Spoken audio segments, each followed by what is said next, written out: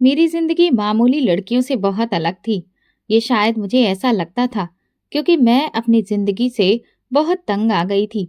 जब मेरे माता पिता जिंदा थे तब मेरी जिंदगी बहुत आसान थी, मगर उनके मरने के बाद तो जैसे मेरी पूरी दुनिया ही बदल कर रह गई थी।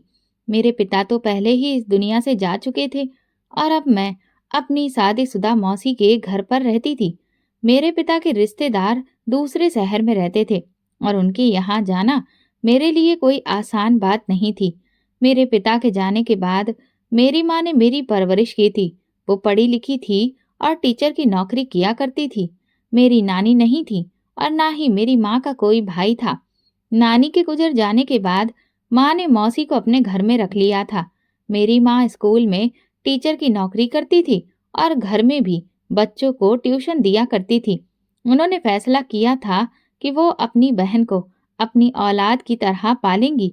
मौसी बहुत अच्छी थी, लेकिन फिर उनकी शादी माँ ने एक अमीर परिवार में करवा दी। मौसी तो अपने घर में खुश रहने लगी, लेकिन जब मेरी माँ गुजर गई तो मैं अनाथ हो गई। सबको पता था कि इस शहर में मेरी मौसी ही मेरा एकमात्र सहारा है। उस समय मेरी उम्र 13 साल थी, इसलिए मेरी जिम्मेदारी मौसी को दे दी गई। मैं अपना बोरिया बिस्तर बांधकर मौसी के घर आ गई, लेकिन मैंने नोटिस किया कि जब से मैं उनके घर आई थी, वो मेरे आने से बिल्कुल भी खुश नहीं थी। उनके पति तो मुझसे काफी बुरा भला कहते थे। मौसी भी अब पहले जैसी नहीं रही। उनकी शादी अमीर घर में हुई थी, इसलिए अब उन्हें मैं गरीब और बोझ लगने लगी थी। उनकी सास भी मुझे ताने दिया करती थी। मैं मौसी के घर का सारा काम करती थी, उनके ताने सुनती थी, मगर फिर भी कोई मेरी इज्जत नहीं करता था। फिर वो दिन आ गया जब उन्होंने मुझ पर सबसे बड़ा जुल्म किया। मौसा जी हमेशा उनसे कहते रहते थे कि मुझे यहाँ से भेज दें। उन्होंने कई सालों तक मुझे झेला, लेकिन आखिरकार उन्होंने फैसला कर लिया कि अब मुझे घर से निकाल देना चाहिए। एक दिन मौसी ने मुझे पकड़कर जमीन पर धकेल दिया, मेरे बाल खींचे और कहने लगी, यहाँ से चली जा। तेरी वजह से मैं कई सालों से बातें सुन रही हूँ, लेकिन अब और नहीं सह सकती। मैंने रोते हुए मौसी से कहा, मौसी, एक दिन आप भी अकेली थी। मेरी माँ ने आपको सहारा दिया था। अब मेरा भी वही समय आ गया है। आपको मुझ पर रहम नहीं आता। लेकिन उन्होंने कहा, मैंने बहुत ख्याल कर लिया तेरा, अब और नहीं कर सकती। मैं अपने ससुराल में रहती हूँ, मायके में नहीं कि मैं तुझे एडजस्ट करूँ। आज मुझे अपनी मौसी बिल्कुल अजनबी लग रही थी। उन्होंने मुझे जबरदस्ती पकड़ा और मेरे बालों पर उस तरह चला दिया। मेरे लंबे काले बाल जमीन पर थे। मौसी बोली, अब देखती हूँ तुझे कौन अपनाएगा। बहुत जवान चल रही थी तेरी। इसके बाद उन्होंने मुझे घर से बाहर धकेल दिया। मोहल्ले के लोग इकट्ठा हो गए और मेरा मजाक उड़ाने लगे और बोले, ये तो अब कहीं की नहीं रही, इसका हाथ अब कोई नहीं थामेगा, ये तो पागल लग रही है। मैं वहां से उसी हालत में भागती चली गई। रोते रोते मैं एक वीरान रेलवे ट्रैक पर पहुंची। आसपास पूरा जंगल का इलाका था। मैंने सोचा कि अब मैं कहाँ जाऊंगी, कौन मुझे सहारा देगा। मेरी उम्र अब 18 साल हो गई थी। इतने सालों तक मैंने मौसी के घर रहकर उनकी खुशी के लिए हर मुमकिन कोशिश की थी, मगर आखिरकार उन्होंने मुझे ठुकरा दिया। मैंने एक गहरी सांस ली और आगे बढ़कर ट्रैक पर लेट गई और आंखें बंद कर ली। ट्रेन की आवाज साफ सुनाई दे रही थी।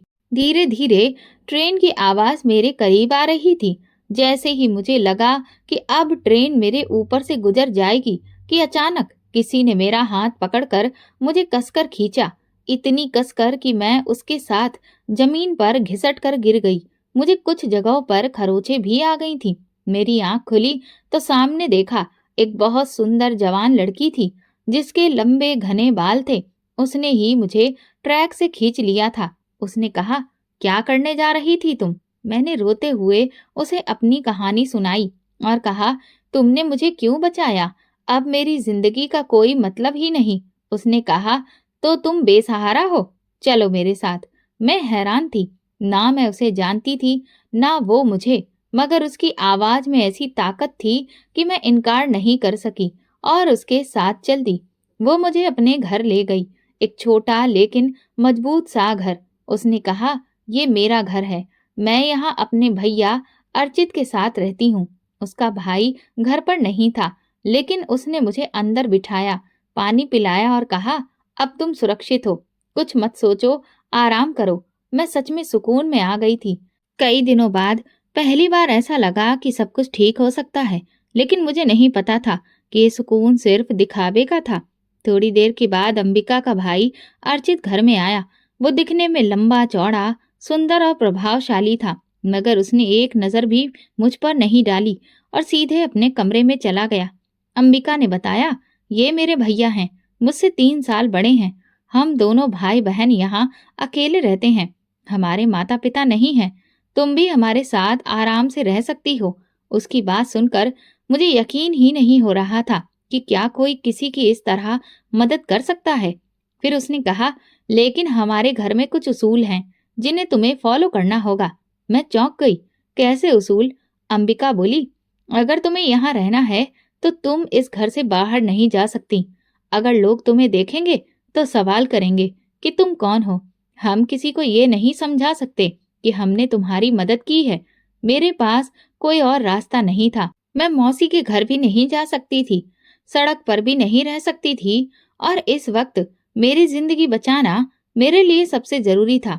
इसलिए मैंने यहाँ रुकने का फैसला किया। लेकिन मुझे अंदाजा नहीं था कि ये घर मेरे लिए कितना खतरनाक साबित होगा।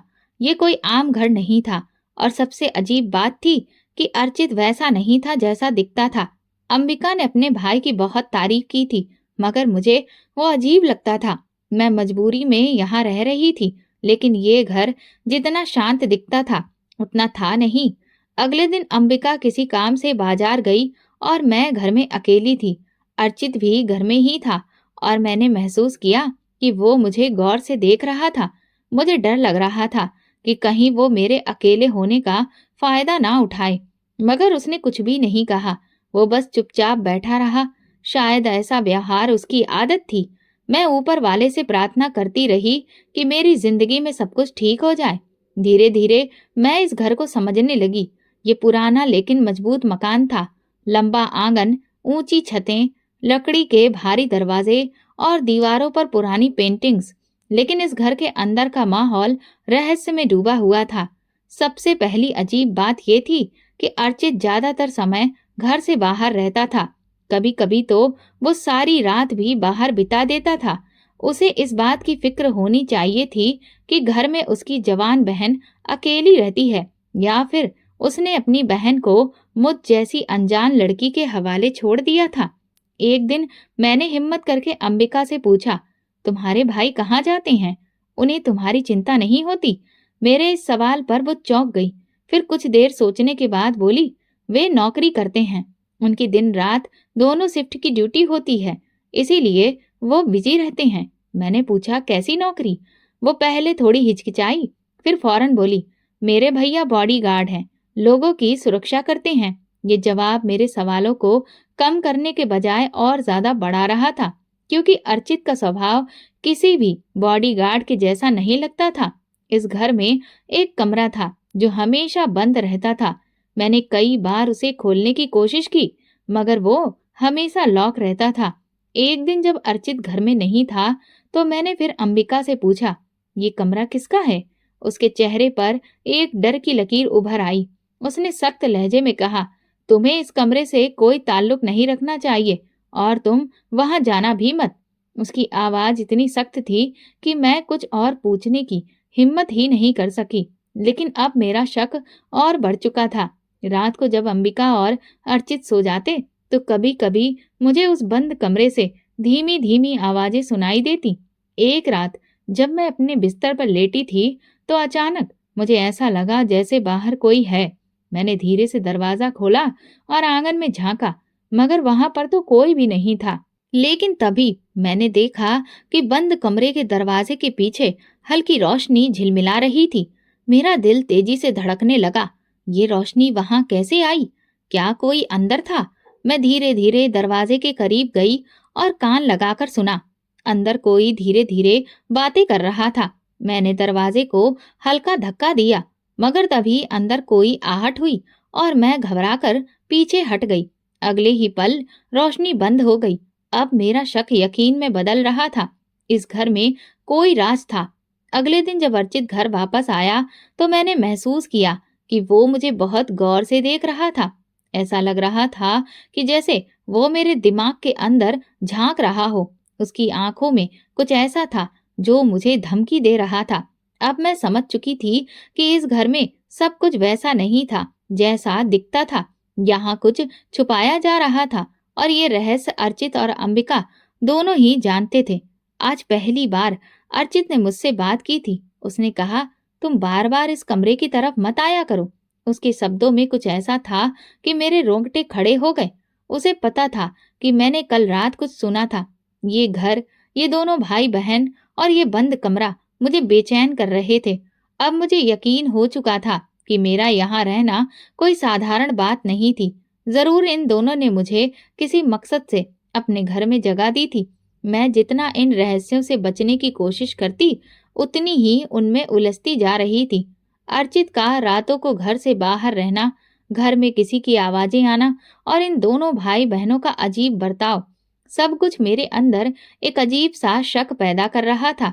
सबसे बड़ा झटका मुझे उस दिन लगा जब अर्चित की गैर मौजूदगी में मैं उसके कमरे में चली गई। मैंने सोचा कि अंबिका तो घर के कामों में व्यस्त रहती है, तो क्यों ना मैं ही सफाई कर दूं। जैसे ही मैं झाड़ू लेकर कमरे में पहुंची और उसे बेड के नीचे डाला तो एक ऐसी चीज निकली जिसे देखकर मेरे पैरों तले से जमीन खिसक गई। मैंने उसे गौर से देखा। मेरी आंखें फटी की फटी रह गईं। मेरी चीख निकलने ही वाली थी, मगर मैंने खुद को संभाल लिया। ये क्या था? ये कैसे मुमकिन था? मेरा शरीर कांपने लगा था। मैंने इधर उधर देखा कि कहीं किसी ने मुझे देख तो नहीं लिया, लेकिन घर में पूरी तरह से खामोशी थी। मुझे अभी कुछ नहीं करना चाहिए, किसी से कुछ भी नहीं पूछना चाहिए। शाम को जब मैंने अंबिका पर गौर किया तो मुझे महसूस हुआ कि वो उलझी हुई लग रही थी, जैसे कि किसी बोझ तले से दबी हो। कहीं उसे तो नहीं पता चल गया कि मैंने बेड के नीचे वो चीज देख ली थी। अचानक अंबिका ने मेरी तरफ गौर से देखा और कहा, नम्रता, आज तुम कुछ परेशान लग रही हो। सब ठीक है? शायद वो मेरी परीक्षा ले रही थी। मैंने खुद को संभाला और कहा, हाँ हाँ, मैं तो ठीक हूँ, बस थोड़ा थक गई हूँ। वो कुछ देर तक मुझे देखती रही, फिर धीमे लेकिन सख्त लहजे में बोली, यहाँ ज्यादा चीजों के बारे में सोचने की जरूरत नहीं है नम्रता। जो भी देखा करो उसे भूल जाया करो और जो भी सुनो उस पर ध्यान मत दिया करो। मैं उसकी बात पर खामोश हो गई, लेकिन अब ये बात साफ थी कि इस घर में कुछ तो ऐसा था जो छुपाया जा रहा था। क्या ये मेरी मदद करने का बहाना था? क्या मैं किसी बड़े खतरे में फंस चुकी थी? उस रात मुझे नींद नहीं आ रही थी। मेरा दिमाग बार बार बेड के नीचे देखी हुई चीज के बारे में सोच रहा था। ये घर, इसके लोग, ये राज, सब कुछ मुझे गहरे अंधेरे में धकेल रहे थे। मैं यहाँ से भागने के बारे में सोच रही थी, मगर मैं कहाँ जाती? मुझे अंबिका ने सख्ती से बाहर जाने से मना किया था और फिर मेरे पास ऐसा कोई सबूत भी नहीं था जिससे मैं किसी से मदद मांग सकती। लेकिन इतना तय था कि यहाँ जो कुछ भी हो रहा था वो मामूली नहीं था। मैंने तय कर लिया था कि मैं इस रहस्य को जानकर रहूंगी। मैं पीछे हटने वालों में से नहीं थी। अब वो बंद कमरा मेरे लिए और भी ज्यादा अहम हो गया था। शायद बेड के नीचे जो देखा था उसका संबंध इसी कमरे से था, मगर अंबिका ने सख्ती से कहा था कि मैं इस कमरे के पास भी ना जाऊं। लेकिन जब मुझे किसी चीज से रोका जाता तो मेरा इंटरेस्ट और भी ज्यादा बढ़ जाता था। रात के समय जब अर्चित घर से बाहर था और अंबिका अपने कमरे में थी, मैं धीरे धीरे अपने बिस्तर से उठी। मैं बिना आवाज किए उस बंद कमरे के करीब पहुंची, जहां से अक्सर रात में रोशनी झिलमिलाती थी और किसी के बात करने की आवाजें आती थीं। मेरा दिल जोर जोर से धड़क रहा था।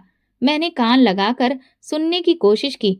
कुछ देर तक तो खामोशी थी, फिर अंदर से धीमी धीमी आवाजें आने लगी। हाँ, वहां कोई बात कर रहा था। मैंने धीरे से दरवाजे के हैंडल को घुमाने की कोशिश की। वो बंद था, हमेशा की तरह, लेकिन आज मुझे अजीब सा एहसास हो रहा था। मैं कुछ देर वहीं खड़ी रही, फिर अचानक अंदर से एक आहट हुई, जैसे कोई दरवाजे के करीब आया हो। मेरा दिल धक्क से रह गया। मैं फौरन वहां से हटकर अपने कमरे की तरफ भागी और बिस्तर में घुस गई। नाश्ते के समय जब मैं अंबिका के बराबर बैठी तो मैंने महसूस किया कि वो मुझे बहुत ध्यान से देख रही थी। अचानक उसने पूछा, नम्रता, तुम रात में कहाँ थी? मैं चौंक गई। क्या उसे पता चल गया था? मैंने घबराहट छुपाने की कोशिश की और कहा, मैं तो अपने कमरे में ही थी। अंबिका ने सख्त लहजे में कहा, अगर तुम्हें अपनी जान प्यारी है और हमारे इस घर में रहना है तो हद में रहना पड़ेगा। मैंने तुम्हें पहले ही बताया था कि इस घर में रहने के कुछ उसूल हैं और तुम्हें उन्हें मानना होगा। मैं हैरान थी। आखिर इस बंद कमरे में ऐसा क्या था जो मुझसे छुपाया जा रहा था? क्या वहां पर कोई छुपा हुआ था या फिर कुछ ऐसा जो आम इंसानों के लिए नहीं था? अब मैं तय कर चुकी थी कि इस रहस्य को जानकर ही रहूंगी, चाहे इसकी कोई भी कीमत क्यों ना चुकानी पड़े। मुझे हमेशा से ये सवाल परेशान करता था कि अर्चित आखिर ऐसी कौन सी नौकरी करता था जिसमें उसकी एक भी छुट्टी नहीं होती थी। मैंने कई बार अंबिका से पूछा था कि उसका भाई आखिर जाता कहाँ है, लेकिन वो हमेशा एक ही जवाब देती, वो नौकरी करता है बस, और कुछ मत पूछो। पर उस रात मैंने अर्चित को चोरी छिपे घर से निकलते देख लिया। मुझे लगा, अपने ही घर से बाहर निकलने के लिए कोई इतनी सतर्कता क्यों बरतेगा। आज मैंने ठान लिया कि मैं उसका पीछा करूंगी। मैंने जल्दी से अपना दुपट्टा लिया और अपने चेहरे को ढक लिया, फिर धीरे से दरवाजा खोलकर बाहर निकल गई। गली पूरी तरह से सुनसान थी। अर्चित तेज कदमों से चल रहा था और मैं भी धीरे धीरे उसका पीछा कर रही थी। वो गलियों से होते हुए एक ऐसी जगह पहुंचा जहां आम लोग जाने से भी डरते थे, शहर के पुराने शमशान घाट पर। शमशान घाट। अर्चित इस वक्त यहाँ क्या करने आया था? मेरा मन कर रहा था कि मैं वापस चली जाऊं, लेकिन अब मैं पीछे नहीं हट सकती थी। मैंने जल्दी से एक झाड़ी के पीछे छिपने का फैसला किया और छुपकर उसे देखने लगी। शमशान घाट के अंधेरे में कुछ लोग पहले से मौजूद थे। अर्चित उनके पास पहुंचा और वे आपस में बातचीत करने लगे। मैंने उनकी बातें सुनने की कोशिश की। ज्यादा कुछ समझ में नहीं आया, लेकिन अर्चित एक गंभीर आवाज में कह रहा था, हमें ये काम जल्दी खत्म करना होगा। काम? कौन सा काम? क्या वे किसी को मारने की साजिश कर रहे थे? मुझे डर लगने लगा। मैं वहां से हटने वाली थी कि अचानक अर्चित की नजर मेरे छुपने की जगह पर पड़ी। मेरा दिल जोर से धड़कने लगा। मैं एकदम ठहर गई, सांस भी धीमी कर दी। लेकिन कुछ पल के बाद उसने मेरी तरफ से नजर हटा ली और वापस अपनी बातों में लग गया। ये मेरे लिए मौका था। मैं धीरे से पीछे हटी और अंधेरे में समा गई। फिर बिना एक पल गवाए मैं तेजी से घर की तरफ लौट आई। घर पहुंचकर मैंने दरवाजा धीरे से बंद किया और अपने कमरे में चली गई। मेरी सांसें तेज चल रही थी। सुबह सुबह अर्चित घर वापस लौटा। मैंने धीरे से दरवाजे के बाहर झांका। वो जेब से कुछ कागज निकालकर अलमारी में रख रहा था और फिर फ्रेश होने के लिए चला गया। यही मौका था। मेरा दिल जोर जोर से धड़क रहा था, लेकिन मैंने हिम्मत जुटाई और दबे पांव उसके कमरे में चली गई। मैंने कांपते हाथों से अलमारी खोली और कागजों को बाहर निकाला। जैसे ही मैंने उन्हें पढ़ना शुरू किया, मेरे पैरों तले से जमीन ही खिसक गई। ये एक लिस्ट थी जिसमें कई सारे नाम थे और हर नाम के साथ एक तारीख लिखी हुई थी। कुछ नामों के आगे निशान भी लगे हुए थे, जैसे कि वे पूरे हो चुके हों। मैंने उन नामों को ध्यान से देखा और मेरी आंखें फटी की फटी रह गईं। ये वही नाम थे जो पिछले कुछ महीनों से लापता हो चुके थे। मुझे चक्कर आने लगे। मैंने जल्दी से फाइल बंद कर दी, लेकिन तभी पीछे से एक आवाज आई, तुम यहाँ क्या कर रही हो नम्रता? मैंने घबराकर पीछे देखा। अंबिका उस वक्त दरवाजे पर खड़ी थी। उसकी आंखों में गुस्सा और डर दोनों थे। वो चिल्लाई, क्या मैंने तुम्हें मना नहीं किया था कि ज्यादा समझदारी मत दिखाओ? मैंने जल्दी से कहा, मैं तो बस सफाई कर रही थी। अंबिका ने मेरी आंखों में झांका, जैसे कि मेरी सच्चाई को पढ़ने की कोशिश कर रही हो। फिर वो धीरे से बोली, नम्रता, अगर तुम्हें अपनी जान प्यारी है तो फिर इन सब चीजों से दूर रहो। हम नहीं चाहते कि तुम्हें यहाँ से निकाल दें और तुम फिर से दर दर की ठोकरें खाओ। मैंने हिम्मत करके पूछा, ये नाम, ये लोग कौन हैं जो इस लिस्ट में हैं? अंबिका ने गहरी सांस ली, जैसे कुछ कहना चाहती हो, लेकिन वो खुद को रोक रही हो। फिर वो बोली, बस तुम इतना जान लो कि ज्यादा जानकारी तुम्हारे लिए खतरनाक हो सकती है। अर्चित जो कुछ भी करता है वो उसकी ड्यूटी है। ड्यूटी? कैसी ड्यूटी? इतना कहकर वो जाने लगी और सख्त लहजे में कहा, अब तुम भी अपने कमरे में जाओ और वहीं पर बंद रहो। मैं समझ गई थी कि ये दोनों भाई बहन कुछ बहुत बड़ा छुपा रहे थे। अब मुझे डर लगने लगा कि कहीं मेरी जान खतरे में तो नहीं है। ये बात अब साफ हो चुकी थी कि मैं एक ऐसे खेल का हिस्सा थी जिसे मैं समझ भी नहीं पा रही थी, और अगर मैंने कोई गलती की तो फिर इसकी कीमत मेरी अपनी जान भी हो सकती थी। ये घर, ये लिस्ट, शमशान घाट की मुलाकात और वो बंद कमरा, सब किसी न किसी तरह आपस में जुड़े हुए थे। लेकिन सबसे डरावनी बात ये थी कि मैं उनके राज के बहुत करीब पहुंच चुकी थी, और शायद ये मेरे लिए जानलेवा साबित हो सकता था। मैंने अर्चित के कमरे में जो लिस्ट देखी थी वो मामूली नहीं थी। ये उन लड़कियों के नाम थे जो हाल फिलहाल में लापता हो चुकी थी, और सबसे ज्यादा डराने वाली बात ये थी कि हर नाम के आगे अलग अलग तारीखें लिखी हुई थी। कुछ तारीखें बीत चुकी थी और कुछ आने वाली थी। क्या इन नामों के आगे निशान लगाने का मतलब था कि ये लड़कियां मर चुकी थीं? मेरा दिमाग काम करना बंद कर चुका था। अम्बिका बार बार मुझे चेतावनी दे रही थी, तुम यहाँ पर जो कुछ भी देख रही हो उस पर विश्वास मत करो। कुछ राज ऐसे होते हैं जिन्हें जानने का मतलब होता है मौत। मैंने जब अंबिका से उस बंद कमरे के बारे में पूछा तो फिर उसके चेहरे का रंग ही उड़ गया। वो कुछ देर तक चुप रही और फिर धीरे से बोली, अगर तुम्हें अपनी जान प्यारी है तो उस कमरे के करीब भी मत जाना। पर अब मैं पीछे हटने वाली नहीं थी। मैं उस बंद कमरे का सच जानकर ही रहूंगी। रात में जब सब सो गए तो मैं धीरे से उस कमरे के पास गई। दरवाजा हमेशा की तरह बंद था। मैंने निराश होकर पीछे हटने का सोचा, लेकिन तभी मेरी नजर नीचे पड़ी जहां से हल्की सी रोशनी बाहर आ रही थी, और तभी मैंने सुना, प्लीज मुझे यहाँ से जाने दो, प्लीज मुझे बाहर निकालो। बंद कमरे के अंदर का खौफनाक मंजर, मेरा दिल जोर जोर से धड़कने लगा। क्या वाकई में वहां पर कोई बंद था? मैंने दरवाजे के नीचे से झांकने की कोशिश की, लेकिन मुझे ज्यादा कुछ नहीं दिखा। और फिर अचानक किसी के कदमों की आहट सुनाई दी। कोई दरवाजे की तरफ बढ़ रहा था। मैंने बिना कोई देर किए अपने कमरे की तरफ दौड़ लगा दी। अगले दिन अर्चित बहुत गुस्से में लग रहा था। उसकी नजरें बार बार मुझ पर उठ रही थीं, जैसे कि वो मेरे दिमाग के अंदर झांकने की कोशिश कर रहा हो। क्या उसे पता चल गया था कि मैं रात को उस कमरे के पास गई थी? अगर हाँ, तो अब मेरा क्या होगा? अगली रात जब अर्चित घर से बाहर गया तो मैंने मौका देखकर फिर से उस कमरे के पास जाने का फैसला किया, लेकिन इस बार मैं खाली हाथ वापस जाने को तैयार नहीं थी। मैंने चारों तरफ नजर दौड़ाई कि शायद कोई और रास्ता हो, और तभी मुझे दीवार का एक हिस्सा थोड़ा अंदर धंसा हुआ दिखा। क्या ये कोई खुफिया दरवाजा था? मैंने धीरे से उसे दबाया, और जैसे ही मैंने पूरी ताकत लगाई, दीवार हल्की सी हिली और फिर अचानक वो खुल गई। ये एक गुप्त रास्ता था जो सीधे उस बंद कमरे में जा रहा था। कमरे में जंजीरों में कैद औरत। मुझे तेज बदबू का एहसास हुआ। कमरा पूरी तरह से अंधेरा था, बस एक छोटे से बल्ब की रोशनी टिमटिमा रही थी, और तभी मैंने उसे देखा। कमरे के कोने में एक औरत जंजीरों में बंधी हुई थी। वो बहुत कमजोर लग रही थी। उसके कपड़े फटे हुए थे और चेहरा डर और बेबसी से भरा हुआ था। उसने कांपती हुई आवाज में कहा, प्लीज मेरी मदद करो, मुझे यहाँ से निकालो। मैं इससे पहले कि कुछ कह पाती, उससे पहले ही दरवाजे के खुलने की आवाज आई। अब क्या होगा? बाहर से किसी के कदमों की आहट आने लगी थी। अर्चित मेरे बहुत करीब था।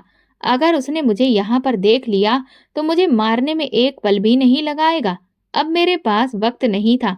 क्या मैं इस औरत को बचा पाऊंगी, या फिर अगली लापता लड़की मेरी ही कहानी बन जाएगी? मैंने जल्दी से खुफिया दरवाजे की तरफ दौड़ लगाई और जैसे तैसे उसे बंद कर दिया। मैंने सुकून की सांस ली और वापस अपने कमरे में आ गई, लेकिन मेरा दिल अभी भी जोर जोर से धड़क रहा था। इस घर में जितना समय मैंने बिताया था, हर लम्हा खतरनाक साबित हो रहा था। अब मुझे साफ समझ में आ रहा था कि अर्चित, अंबिका और मौसी ने मेरी जो मदद की वो सिर्फ एक दिखावा था। मुझे समझ में आ गया था कि जब तक मैं इस राज को पूरी तरह से नहीं खोलूंगी, तब तक मैं सुकून से नहीं रह सकती। मैंने फिर से अंबिका के बर्ताव पर गौर करना शुरू किया। वो पहले की तरह चुपचाप अपने कामों में बिजी रहने लगी थी और अब मुझसे ज्यादा बात भी नहीं करती थी। मैंने अगली रात फिर से उस बंद कमरे में जाने का फैसला किया। मैं उसी खुफिया दरवाजे से अंदर गई और देखा कि ये कमरा कई हिस्सों में बटा हुआ था। कमरा खाली पड़ा था, लेकिन यहाँ एक और दरवाजा था। क्या इसके पीछे कोई और रहस्य छुपा था? मैंने हिम्मत करके दरवाजे को खोलने की कोशिश की, लेकिन तभी किसी के पास आने की आवाज सुनकर मेरी सांसें थम गईं। मैंने जल्दी से खुफिया दरवाजे से निकलने की कोशिश की, लेकिन बहुत देर हो चुकी थी। अब मैं बंद कमरे के अंदर फंस गई थी। अगर अर्चित को जरा भी शक हो गया कि मैं यहाँ पर हूँ, तो फिर मेरा अंजाम बहुत बुरा हो सकता था। मैंने एक पुरानी अलमारी के पीछे छिपने की कोशिश की। अर्चित दरवाजे के पास आकर रुक गया और कहा, यहाँ कोई है। मेरी सांसें रुकने लगी, लेकिन फिर मुझे एक और आवाज सुनाई दी। अर्चित किसी से बात कर रहा था। तुमने भी सुना ना? कोई और भी यहाँ था। अब मेरा डर और बढ़ गया था। मैंने दीवार के साथ धीरे धीरे हाथ बढ़ाया और पीछे वाले दरवाजे को छूते ही वो हल्का सा खुला हुआ था। ये वही दरवाजा था जिसे मैंने पहले देखा था। ये दरवाजा किसी और जगह की ओर जाता था, लेकिन कहाँ? अर्चित ने कुछ देर वहां पर रुकने के बाद कहा, यहाँ तो कोई भी नहीं है, लेकिन अब हमें ज्यादा सावधान रहना होगा। जैसे ही उसके कदमों की आवाज दूर जाने लगी, मैंने जल्दी से अलमारी का दरवाजा खोला।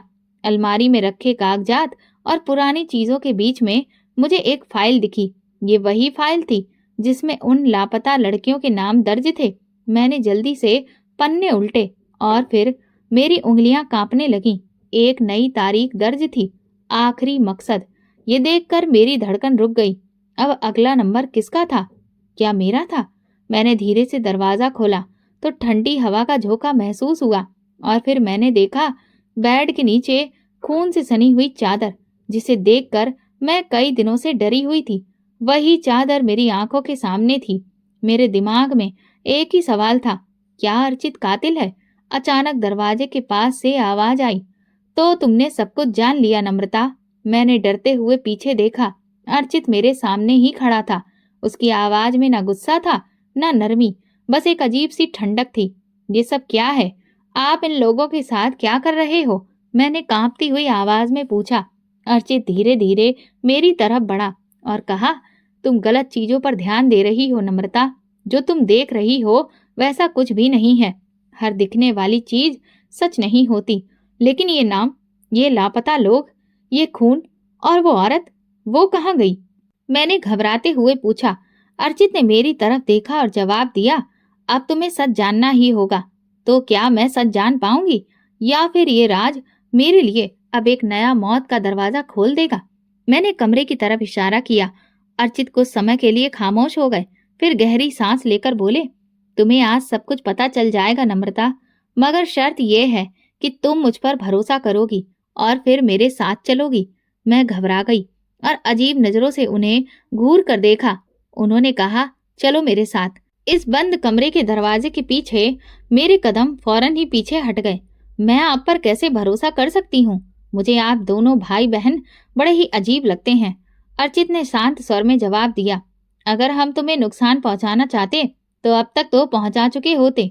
हमने सच में तुम्हारी मदद की है, तुम्हें अपने घर में पनाह दी है, मगर सच्चाई तुम्हें खुद देखनी होगी। मेरे पास अब दो ही रास्ते थे। मैं भागने की कोशिश करती, मगर फिर अर्चित मुझे रोक सकते थे। मैं उनके साथ जाती और खुद देखती कि आखिर वो क्या छुपा रहे थे। लेकिन अगर वे सच में मेरे साथ कुछ गलत कर देते। मैंने अपनी मुट्ठी भींच ली और खुद को मजबूत दिखाने की कोशिश की। अगर मैंने आज सच नहीं जाना तो मैं हमेशा शक में ही रहती। मैंने हिम्मत करके सिर हिला दिया। ठीक है, मैं आपके साथ चलती हूँ। अर्चित आगे बढ़े और धीरे से दरवाजा खोला। जैसे ही दरवाजा खुला, मैंने खुद को एक अंधेरी सुरंग में पाया। ये एक पुराना तहखाना था, मगर यहाँ हर चीज बड़े ढंग से रखी गई थी। दीवारों पर चार्ट और मैप्स लगे हुए थे। एक तरफ लोहे का संदूक रखा हुआ था। ये कोई आम जगह नहीं थी। मैंने पलटकर अर्चित की तरफ देखा और पूछा, ये कौन सी जगह है? उन्होंने धीरे से कहा, ये वो जगह है जहाँ सच छुपा हुआ है। मैंने गौर से चारों तरफ देखा और फिर जो नज़ारा मैंने देखा वो मुझे हैरान कर गया। सामने बैठे लोग जो मरे नहीं थे, कुछ औरतें और बच्चे बैठे हुए थे। वे सब जिंदा थे मगर डरे हुए थे। अब तक मेरे दिमाग में यही था कि अर्चित लोगों को मार रहे थे, मगर यहाँ तो सब कुछ उल्टा था। वे लोग डरे हुए थे मगर उनके चेहरे पर एक अजीब सी बेफिक्री थी, जैसे वे किसी खौफनाक हकीकत से बचकर यहाँ आए हों। क्या ये लापता लोग थे? क्या ये वही लोग थे जिनके नाम लापता लोगों की लिस्ट में थे? अर्चित ने मेरे चेहरे का एक्सप्रेशन देखा और गहरी सांस ली। नम्रता, जो कुछ भी तुमने देखा और समझा वो हकीकत का सिर्फ एक रुख था। मैंने बेचैनी से कहा, तो फिर असली हकीकत क्या है? अर्चित बोले, ये सब वे लोग हैं जिन्हें उनके अपने घरवाले मार देना चाहते थे। ये बेसहारा लोग हैं जो समाज के जुल्म से भागकर यहाँ पनाह लेने के लिए आए हैं, बिल्कुल तुम्हारी ही तरह। मैं हैरान रह गई। क्या? मेरी आंखें फटी की फटी रह गईं। अर्चित ने दीवार की तरफ इशारा किया। वहां एक चार्ट टंगा हुआ था। इसमें वे सभी नाम थे जो मैंने फाइल में देखे थे। गैरत के नाम पर मरने से बचाई गई औरतें। ये वही लड़कियां और औरतें हैं जिन्हें गैरत के नाम पर मरने से बचाया गया है। मैंने कांपती हुई आवाज में पूछा, तो फिर वो बेड के नीचे खून से सनी हुई चादर किसकी थी? अर्चित कुछ देर खामोश रहे, फिर बोले, एक लड़की बहुत जख्मी हालत में हमारे पास आई थी जिसे मैंने बचाया था। मैंने उसका इलाज घर में ही किया था, क्योंकि मैं सिर्फ एक सोशल वर्कर नहीं बल्कि एक सीबीआई पुलिस ऑफिसर भी हूँ। मेरा काम ही ऐसी बेसहारा लड़कियों को बचाना है। मैं उन्हें अपने घर में लेकर आता हूँ ताकि वे एक नई जिंदगी जी सकें। मैं हैरान थी। अंबिका ने भी इस राज को कई सालों से छुपाया हुआ है। हम इन औरतों के रिश्तेदारों को सजा दिलवा सकते थे, लेकिन सजा से कुछ नहीं होता, क्योंकि ये समाज उन्हें फिर भी अपनाएगा नहीं। अगर ये वापस बाहर गईं तो उनके घर वाले इन्हें फिर मार डालेंगे। मैंने डरते हुए पूछा, लेकिन आप शमशान घाट क्यों जाते थे? अर्चित बोले, शमशान घाट पर मेरी ड्यूटी थी। वहां भी कई अनजान लाशें मिलती हैं जिनका कोई नाम नहीं होता। कई बार वो लड़कियां होती हैं जिन्हें समाज ने खत्म कर दिया। अब सब कुछ साफ था। अब समझी नम्रता, हमने तुमसे कहा था कि घर से बाहर मत जाना ताकि ये राज दुनिया तक ना पहुंचे। यहाँ के लोग बहुत सुकून से जी रहे हैं। मेरी गलतफहमी दूर हो गई। मुझे अफसोस होने लगा कि मैंने इतने अच्छे लोगों पर शक किया था। इस घर में जो कुछ भी हो रहा था वो गलत नहीं था, बस मेरे देखने का नजरिया गलत था। अब मुझे यकीन हो गया कि हर बार जो हम देखते हैं वो सच नहीं होता। सच्चाई को जानबूझकर छुपाया भी जाता है। अब मुझे यकीन हो गया था कि इससे अच्छी जगह और कोई नहीं हो सकती थी। मैंने अर्चित और अंबिका से माफी मांगी और वादा किया, अब मैं भी आपकी तरह सोशल वर्कर बनकर इन बेसहारा लोगों की मदद करूंगी। आज इस हादसे को 7 साल हो चुके हैं। मैं आज भी इसी जगह पर रहती हूँ और समाज सेवा कर रही हूँ। जो लोग बेसहारा होते हैं, जिनका इस दुनिया में कोई नहीं होता, मैं उन्हें तलाशती हूँ और उनकी मदद करती हूँ। दोस्तों, अगर आपको हमारी कहानी पसंद आई हो तो प्लीज कमेंट करके जरूर बताइएगा। वीडियो को लाइक करिए और ज्यादा से ज्यादा शेयर करिए। अगर आप चैनल पर नए हैं तो सब्सक्राइब जरूर करें और नोटिफिकेशन बेल को दबाएं ताकि अगली अपडेट सबसे पहले आपको मिले। धन्यवाद। मेरी मालकिन मेरे सामने खड़ी हुई थी और उनके चेहरे पर एक बड़ी सी मुस्कान थी। वो कहने लगी, अगर तुम चाहो तो ये सारी कीमती चीजें तुम्हारे पास भी हो सकती हैं। ये बात उन्होंने अपने सोने के हार दिखाकर मुझे कही थी, तो उसकी चमक से मेरी आंखें चमक उठीं। एक पल के लिए मुझे ऐसे लगा कि जैसे मेरे सपने पूरे होने वाले हैं, जैसे मेरी गरीबी की जंजीरें टूटने वाली हैं। मैं बहुत खुश हो गई, क्योंकि मैं नादान थी, मासूम थी। मैं ये नहीं जानती थी कि ये चमकती हुई चीज मेरे लिए एक अंधेरे दलदल का दरवाजा खोल रही है। फिर मालकिन ने मुझे तैयार किया, बहुत महंगे कपड़े पहनाए और चेहरे पर खूब सारा मेकअप किया और मुझे अपने साथ होटल लेकर गई। मेरे दिल में भी डर था और उम्मीद भी थी, कि शायद अब सब कुछ ठीक हो जाएगा, लेकिन मुझे क्या मालूम था कि ये एक मामूली सी रात नहीं है, बल्कि ये मेरी पूरी जिंदगी बदल देने वाली रात है। बस एक बिजनेस मीटिंग है और तुम्हें वहां पर कुछ सवालों के जवाब देने हैं, मैडम ने बड़े ही नरमी से कहा, मगर उनकी आंखों में एक अजीब सी चमक थी, जैसे वहां कोई ऐसा राज वो जानती हो जो मैं नहीं जानती थी। मुझे एक खास कमरे में भेज दिया गया। मैंने दरवाजा खोला और सामने जो इंसान बैठा था, उसकी नजरें मुझ पर जम गईं। कमरे की हर चीज बहुत ही कीमती और खूबसूरत लग रही थी, और वो इंसान उसकी अमीरी की कहानी सुना रहा था। मगर कुछ ही देर में मेरी सांसें घुटने लगीं। मैंने खुद को बचाने की बहुत कोशिश की, मगर जब मैं वापस लौटी तो मैं गुड़िया नहीं थी जो होटल जाने से पहले थी। मैं एक बेजान लाश की तरह थी, जिसकी रूह जैसे कहीं खो चुकी हो। उसके बाद मैडम ने मेरे लिए दरवाजे बंद कर दिए और मैं सिर्फ एक कठपुतली बन चुकी थी। मुझे मजबूर किया जाने लगा। मेरी हर चीज, हर गुजारिश बेकार साबित हुई। मेरा हर आंसू बेकार हो गया। मैं जो एक रात का सौदा समझकर उस होटल में गई थी, अब वो मेरे लिए एक कभी भी ना खत्म होने वाला बड़ा सा जाल बन चुका था। इसी दौरान मेरी माँ ने एक दिन खुशी खुशी मुझे खबर सुनाई कि मेरी शादी तय हो चुकी है। ये सुनकर तो मेरी आंखें हैरत से फैल गईं। दिल में उम्मीद और डर की एक जंग छिड़ गई। क्या ये मेरी मुक्ति का रास्ता है? क्या मैं इस दलदल से निकल सकती हूँ? मैंने सोचा कि शायद ऐसा हो जाएगा, मगर हकीकत तो बहुत ज्यादा भयानक थी। ये मैं नहीं जानती थी। शादी से एक रात पहले मैडम का फोन आया, बस आज एक आखिरी बार और तुम्हें होटल जाना होगा। मैंने उन्हें इनकार करना चाहा, मगर मैडम ने वही ब्लैकमेलिंग वाला किस्सा दोहराया और फिर मैं मजबूर हो चुकी थी। जैसे मेरी जिंदगी के सारे रास्ते बंद हो चुके थे।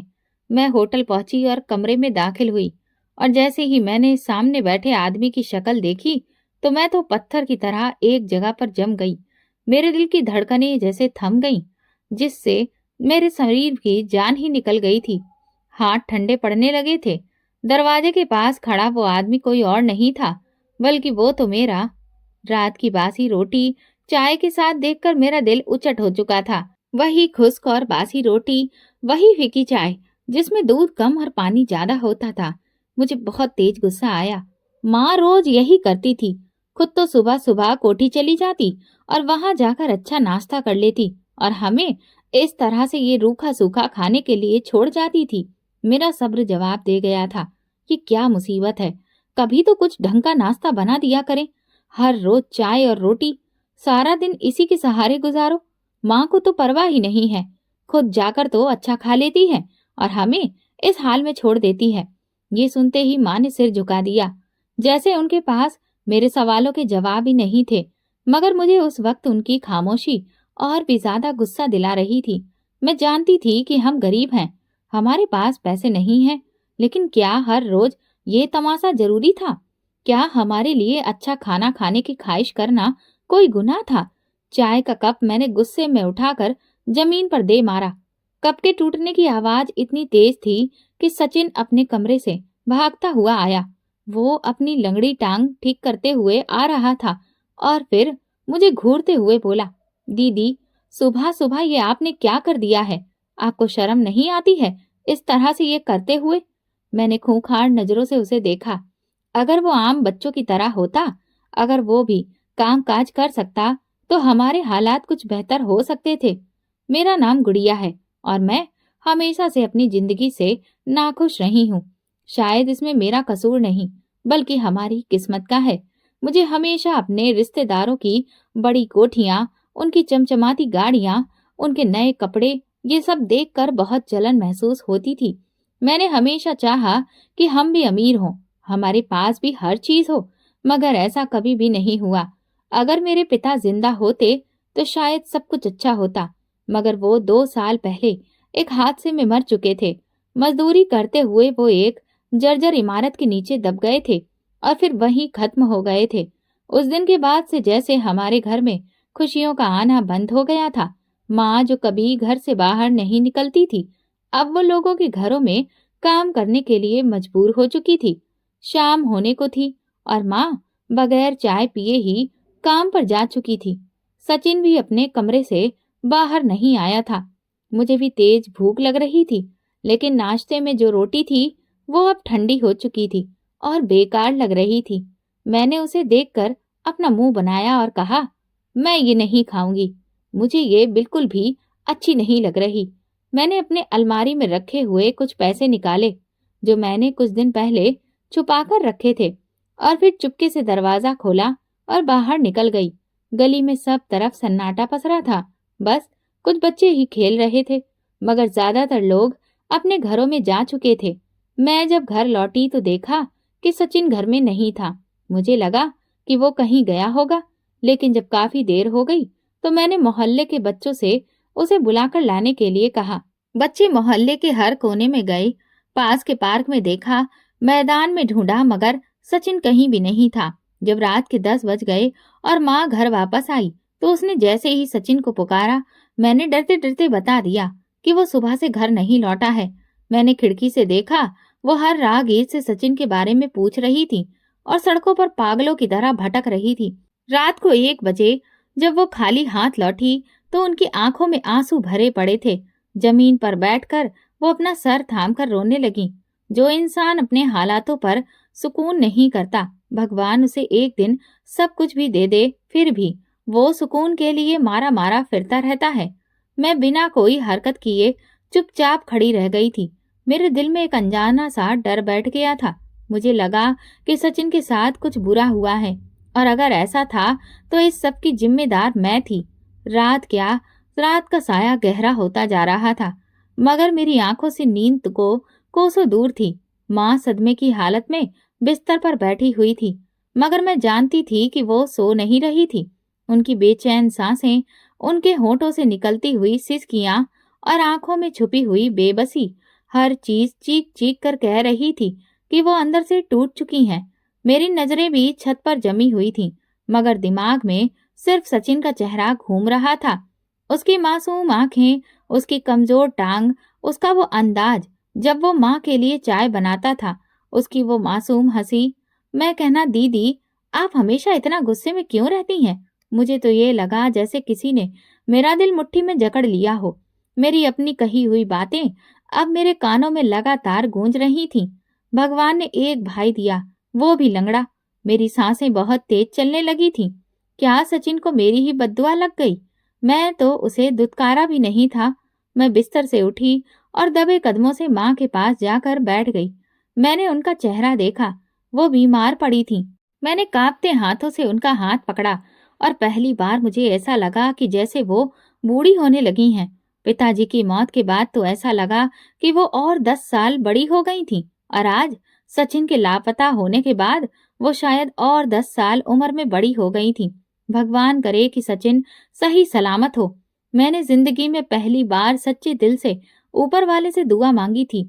सुबह होते ही माँ ने मोहल्ले के सभी लोगों को जमा कर लिया। वो हर दरवाजे दरवाजे जाकर सचिन के लिए पूछ रही थी, मगर किसी को कुछ भी मालूम नहीं था। मुझे लगता है कि अब हमें पुलिस के पास जाना चाहिए, माँ ने एक आखिरी उम्मीद के तौर पर मुझसे कहा। फिर हम पुलिस स्टेशन की तरफ निकल गए। पुलिस स्टेशन का रास्ता पूरा बदबू से भरा पड़ा था। ऐसा लग रहा था कि जैसे कई दिनों से वहां पर सफाई ही नहीं हुई हो। एक सिपाही ने हमें बाहर ही रुकने का इशारा किया और फिर वो कुर्सी पर बैठते हुए बड़ी ही बेरुखी से बोला, हाँ बताओ, क्या मामला है? माँ ने कांपती हुई आवाज में सचिन के बारे में बताया। सिपाही ने कुछ सवाल बड़ी ही बेरुखी से पूछे और फिर रजिस्टर में कुछ लिखकर वो कहने लगा, ठीक है, हम देखेंगे, अगर कहीं से कोई जानकारी मिलती है तो बता देंगे। लेकिन आपको तो पता है ना, बड़े शहरों में रोज दर्जनों बच्चे गायब हो जाते हैं, और फिर अक्सर ऐसा होता है कि वो इधर उधर घूम फिर के खुद ही वापस आ जाते हैं। माँ ने तुरंत कहा, मगर मेरा बेटा तो ऐसा नहीं है, वो भला कहाँ जा सकता है?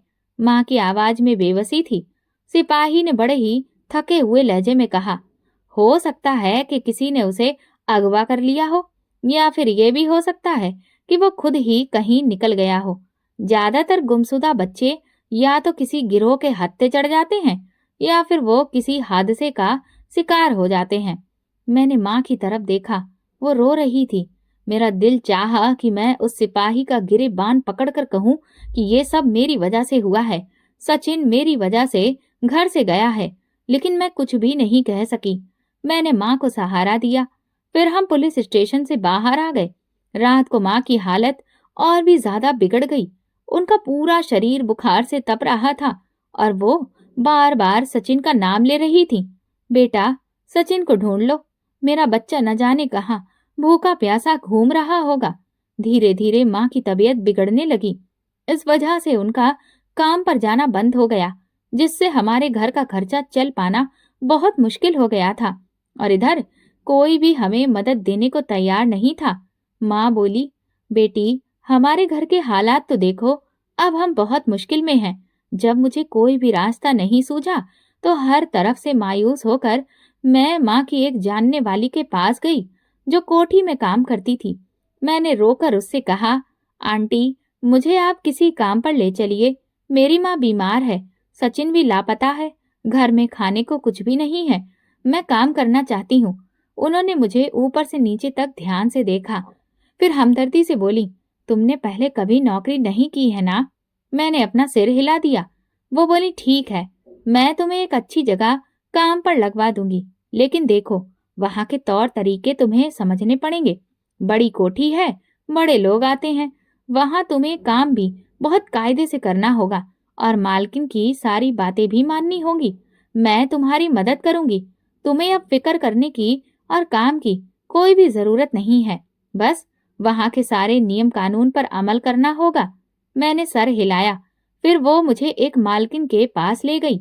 उसकी मालकिन का अंदाज इतना नरम था कि मुझे लगा जैसे मुझे कोई सहारा मिल गया हो।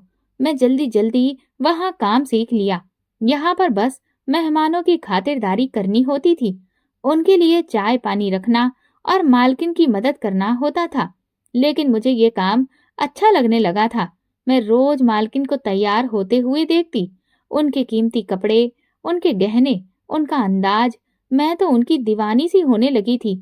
एक दिन मैंने उनकी गैर मौजूदगी में उनका एक जेवर उठाया और उसे पहनकर आईने में देख रही थी कि अचानक से दरवाजा खुला। मैं घबराकर पीछे हट गई, मगर मालकिन मुझे देखकर मुस्कुराने लगी। वो बोली, तुम चाहो तो ये सब कुछ तुम्हारा भी हो सकता है, बस तुम्हें एक काम करना होगा। मैंने हैरत से मालकिन की बात सुन रही थी। उन्होंने मेरे कंधे पर हाथ रखा और बड़े ही धीरे से मुस्कुराकर कहा, बस छोटा सा काम होगा और फिर तुम ऐश की जिंदगी गुजारोगी। ये सुनकर मेरी आंखें चमक उठी। मैंने कहा, कौन सा काम मालकिन? ये मेरी जिंदगी में पहली बार था कि मैं इतने कीमती जेवर को इतने करीब से देख रही थी। उनकी सुनहरी चमक मेरी आंखों को बहुत पसंद आ रही थी। मेरी सांसें तेज हो गईं। ये बहुत खूबसूरत है, मैंने एक बार फिर से कहा तो मालकिन मुस्कुराने लगी। वो बोली, ये तुम्हारा हो सकता है, बल्कि ये तो कुछ भी नहीं है। अगर तुम मेरा कहा मानोगी तो फिर तुम भी बिल्कुल हमारे जैसी ही जिंदगी गुजार सकती हो। बड़े घरों में जा सकती हो, अच्छे कपड़े पहन सकती हो, महंगे गहने खरीद सकती हो। बस एक छोटा सा काम करना होगा। मेरे दिमाग में अब और ज्यादा उलझन बढ़ गई थी। मालकिन कैसा काम? मैंने धड़कते हुए दिल के साथ पूछा। मालकिन कुर्सी पर बैठी, टांग पर टांग रखकर अपने लंबे नाखूनों को देखते हुए बोली, देखो गुड़िया, हमारे जैसे लोगों के पास सब कुछ होता है, मगर बस वक्त नहीं होता। बड़े लोग अपनी जिंदगी में बहुत व्यस्त होते हैं। बिजनेस मीटिंग्स, होटलिंग, पार्टियों में वो अपना वक्त गुजारते हैं। उनके मेहमान भी बहुत बड़े होते हैं और उन्हें खुश करने के लिए, उनका दिल बहलाने के लिए कभी कभी किसी खूबसूरत चेहरे की जरूरत भी पड़ती है। मुझे उनकी कोई भी बात समझ नहीं आई। मालकिन, मैं कुछ समझी नहीं। उन्होंने ध्यान से मुझे देखा, फिर नरमी से बोली, बस एक दो बार तुम्हें होटल में जाना होगा और तुम्हें वहां कुछ खास काम नहीं करना है।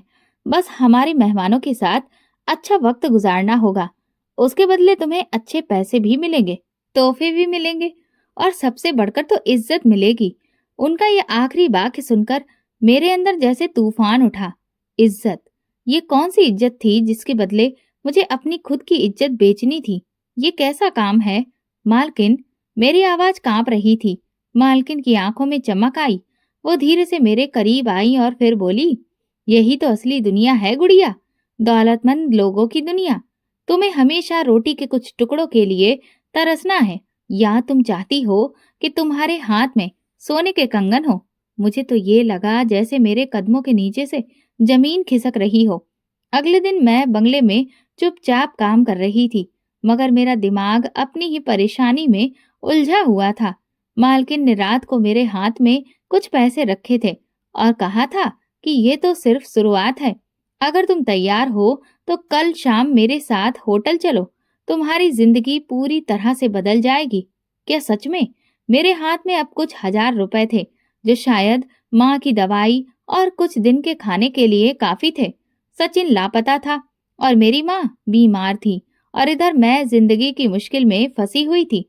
मैंने सोचा कि आखिर इसमें नुकसान क्या है, मैं सिर्फ होटल जाकर मालकिन की किसी मेहमान से बात ही तो करूंगी। अगर मुझे अच्छा नहीं लगा तो फिर मैं वहां से वापस आ जाऊंगी। यही सोचकर मैंने खुद को निश्चिंत कर दिया। मैं तो सिर्फ माँ और सचिन के लिए ये सब कर रही हूँ। मैंने खुद को तसल्ली दी, लेकिन मेरे दिल के किसी कोने में एक आवाज अभी भी मुझे सतर्क कर रही थी। शाम के वक्त मालकिन ने मुझे तैयार होने के लिए कहा। मैंने बंगले के ड्रेसिंग रूम में जाकर खुद को आईने में देखा। मेरे सामने गुड़िया खड़ी थी, मगर आज वो कुछ अलग लग रही थी। ऐसा लग रहा था कि जैसे गरीबों का दाग धुल गया था, जैसे मैं भी किसी अमीर परिवार की लड़की हूँ। ये कपड़े पहन लो। मालकिन ने एक बहुत ही महंगा चमचमाता हुआ ड्रेस मेरी तरफ बढ़ाया। मैंने वो ड्रेस हाथ में लिया। वो बहुत ही मुलायम और खूबसूरत था, मगर मेरे दिल में एक अजीब सा बोझ बढ़ता जा रहा था। चलो जल्दी करो, वक्त हो गया है, मालकिन ने कहा, और मैंने धीरे से ड्रेस पहना। फिर से खुद को आईने में एक बार देखा। क्या ये मैं ही हूँ या फिर कोई और है?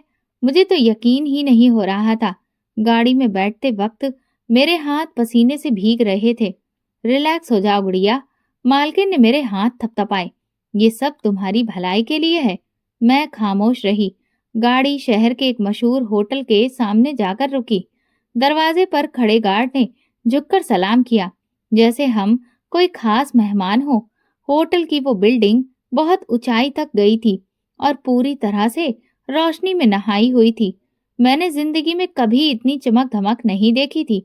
इतनी महंगी गाड़ियां, महंगे ड्रेस पहने हुए लोग, कीमती परफ्यूम की खुशबू, सब कुछ किसी सपने के जैसा था। हम होटल के अंदर दाखिल हुए। मैंने नजरें झुका ली, मगर मेरे कानों में मालकिन की आवाज गूंज रही थी। बस थोड़ी हिम्मत करो गुड़िया, यहाँ आकर सब लड़कियां डर जाती हैं, मगर जो एक बार कदम रख लेती हैं, वो कभी भी पीछे नहीं हटती। मेरे कदम लड़खड़ा रहे थे, मगर मैं फिर भी आगे बढ़ रही थी।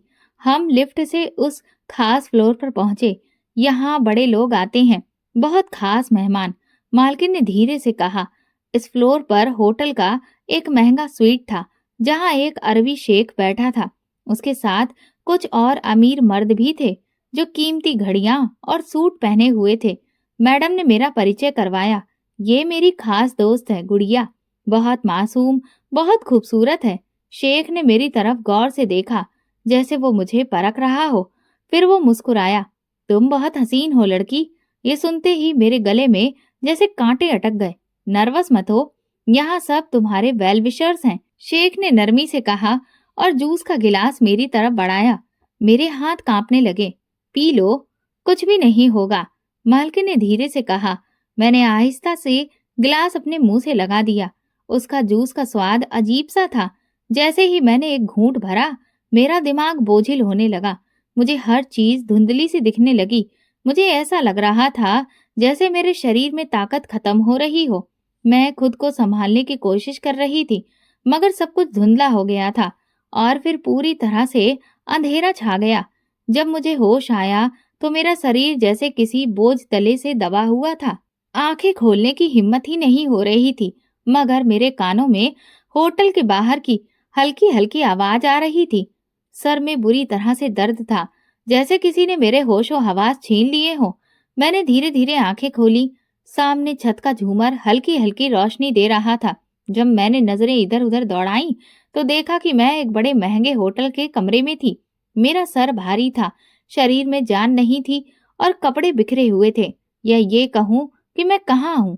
और फिर जैसे यादों का दरवाजा खुल गया, मैंने खौफ से तकिए के नीचे अपना हाथ रखा, जैसे वहां से कोई भी चीज अपने सुरक्षा के लिए मैं निकाल सकूं। मगर सच्चाई ये थी कि क्या अब मेरे पास खुद को बचाने के लिए कुछ भी नहीं बचा था। मेरी आंखों में आंसू आ गए। मैंने अपने हाथों से अपना चेहरा छुपा लिया। ये मैंने क्या कर दिया? दिल कर रहा था कि मैं चीखने लगूं, मगर मेरी आवाज जैसे मेरे गले में ही दब गई थी। दरवाजा धीरे से खुला। मैंने घबरा कर देखा। मालकिन अंदर दाखिल हो रही थी। वो बहुत ही आराम और सुकून के साथ चल रही थी, जैसे कुछ हुआ ही नहीं हो। उनके हाथ में एक सफेद लिफाफा था जो यकीनन पैसों से भरा हुआ था। तुमने बहुत अच्छा काम किया है गुड़िया, वो मुस्कुराते हुए बोली। ये तुम्हारा इनाम है। मुझे लगा जैसे किसी ने मेरे चेहरे पर तमाचा मारा हो। मैंने कांपते हाथों से चादर खुद पर लपेटी और बेयकीनी से उन्हें देखा। मालकिन, आपने मुझे धोखा दिया है। मेरी आवाज रुंधी हुई थी। मालकिन ने कहा, क्या? जैसे मैंने कोई बहुत बड़ी बेवकूफी की बात कर दी हो। धोखा? नहीं गुड़िया, तुमने अपनी किस्मत बदलने का पहला कदम उठाया है। किस्मत? मैंने बेयकीनी से उनकी तरफ देखा। हाँ, किस्मत। वो आगे बढ़ी, लिफाफा मेरे सामने किया और बोली, ये पैसे तुम्हारे हैं। कल तक तुम्हें कुछ पता नहीं था, मगर आज तुम्हारे पास सब कुछ है। ये दुनिया अमीरों की दुनिया है और तुम इसका हिस्सा बन चुकी हो। मैंने हाथों से लिफाफा पकड़ा, फिर उसे खोला और अंदर झांका। उसमें हजारों के नोट थे, वो रकम जो मैंने कभी सपने में भी नहीं देखी थी। एक पल को मेरे दिल में ख्याल आया कि ये पैसे माँ की दवा के काम आ सकते हैं, सचिन के लिए कुछ किया जा सकता है। मगर फिर सच्चाई मेरे मन में बिजली की तरह कौंधी। ये पैसे मेरी इज्जत की कीमत है। मेरी सांसें तेज हो गईं। मेरे हाथ कांपते हुए गुस्से और बेबसी से मैंने फिर लिफाफा उठाया और जोर से जमीन पर दे मारा। मुझे घर जाना है, मैंने सख्त लहजे में कहा। मालकिन ने अपने कंधे उचकाए, जैसे कोई खास बात नहीं हुई हो। ठीक है, मगर याद रखो, हमारे पास तुम्हारी वीडियोस हैं। अगर तुमने अपनी जुबान खोली तो तुम्हें पूरी दुनिया के सामने बदनाम कर देंगे। ये सुनकर मेरे पैरों तले से जमीन निकल गई। कौन सी वीडियो? मैंने हकलाते हुए पूछा। मालकिन ने एक मक्कारी वाली मुस्कुराहट के साथ अपना फोन निकाला और स्क्रीन पर कुछ दिखाया। ये देखो। मेरी आंखें हैरत और खौफ से फैल गईं। स्क्रीन पर एक एक वीडियो चल रही थी। मैं उस होटल के कमरे में बेहोश थी और वो शख्स जो मेरी दुनिया उजाड़ चुका था। ये सब आपने किया है? ये सब आपने मेरे साथ क्यों किया? मेरी आवाज कांप रही थी। बिल्कुल, मैंने ही किया है, मालकिन ने बड़ी ही बेफिक्री से कहा। ये हमारा काम है गुड़िया। हम अपनी लड़कियों को यूं ही जाने नहीं देते। तुम अगर चाहो तो और भी ज्यादा पैसे कमा सकती हो, वरना हम ये वीडियो आम कर देंगे। मेरे शरीर में झुंझुनी सी दौड़ गई। अगर ये वीडियो मेरी माँ ने देख ली, अगर सचिन जिंदा हुआ और उसने देख लिया, अगर मोहल्ले वालों को पता चल गया।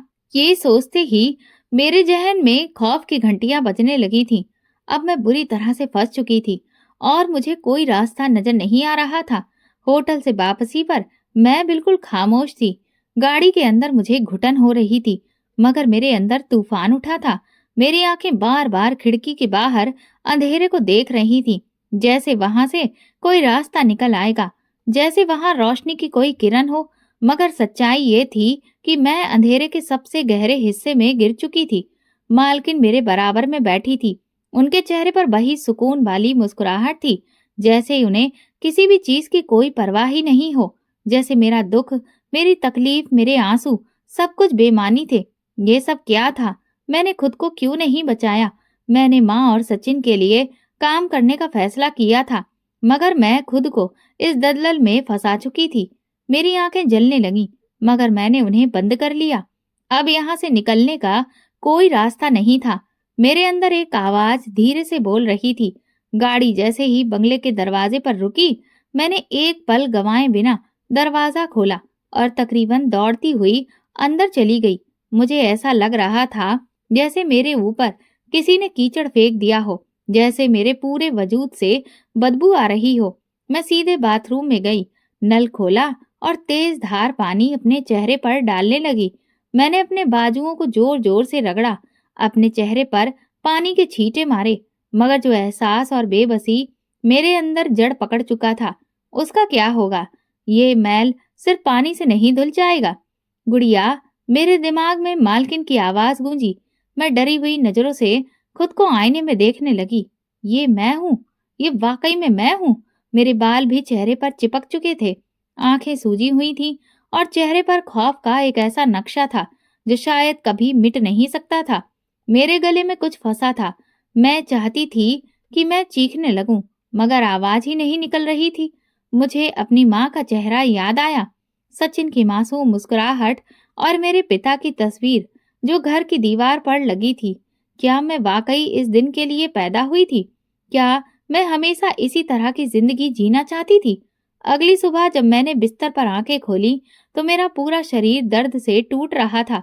ऐसा लग रहा था जैसे किसी ने मुझे कुचल कर रख दिया हो, जैसे मेरे शरीर से जान ही निकल चुकी हो। मगर मैं ज्यादा देर बिस्तर पर नहीं रह सकती थी। मुझे अपनी माँ की फिक्र होने लग गई। मैंने जल्दी से कपड़े बदले और सीधा घर की तरफ भागी। घर पहुंचते ही मैंने अपनी माँ को बेसुध पाया। वो बिस्तर पर पड़ी हुई थी, उनका शरीर तप रहा था और उनकी सांसें भी उखड़ी हुई थीं। माँ, मैंने घबराकर उनके पास बैठ गई, उनका हाथ थामा, उनकी हथेली हाथों में ली। उनकी नाड़ी चल रही थी, मगर उंगलियां ठंडी पड़ी थीं। उन्होंने धीरे से आंखें खोली और वो बड़ी परेशानी भरे लहजे में बोली, बेटा, सचिन का कुछ पता चला? ये सुनकर मेरी आंखों में आंसू आ गए। नहीं माँ, मगर मैं उसे ढूंढ रही हूँ। माँ ने मेरे हाथ मजबूती से पकड़ लिए। गुड़िया, न जाने वो कहाँ अकेला भूखा घूम रहा होगा, कहीं बैठा रोता होगा। सचिन को ढूंढो बेटा। मुझे लगा जैसे मेरे दिल पर कोई भारी पत्थर रख दिया गया हो। माँ, आपकी दवाई कहाँ है? आपने ली? माँ ने धीरे से इनकार में सिर हिलाया। मेरा दिल डूबने लगा। मैं माँ को छोड़कर फौरन बाहर निकली, मोहल्ले के एक मेडिकल स्टोर पर गई और वहां से दवा खरीदी। कितने पैसे हुए हैं